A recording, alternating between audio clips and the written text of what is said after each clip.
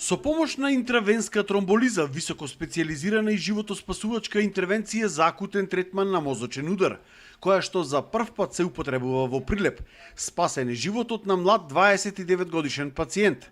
Процедурата ја реализираше доктор Петар Кузмановски заедно со медицински тим од болницата.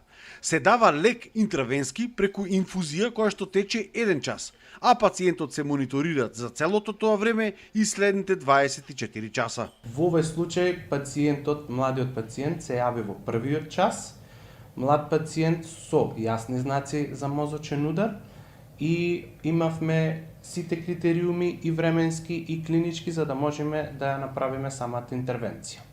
Секако ова не е успех само личен и успех на одделението, туку е успех на самата болница, затоа што ова е голема организација, иако ова е метода која што се прави од 2015 година во Македонија и е направена во неколку центри во државата, моментално како рутински, како редовно се прави само во Скопје.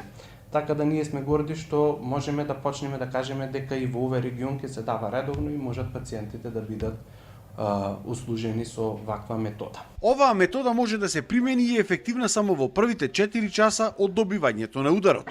Токму затоа, сето ова да биде успешно, пациентите треба навремено да ги сетат знаците на ударот и веднаш да се пријават на лекар, а не да чекаат самото тоа да помине од себе, како што често се случува. Секој пациент кој што ќе почувствува дека одедната страна на тело или не може да ја движи, или почувствува намалување на осет, веднаш да се јави на лекар, за да можеме навремено да го третираме.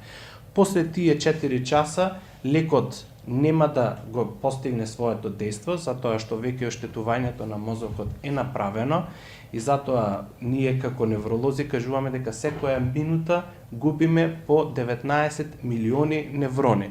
Така да се ни е важно и секоја минута и секоја секунда. Старењето, задебелувањето на крвните садови, високиот крвен притисок, генетските предиспозиции се само дел од факторите за добивање на мозочен удар.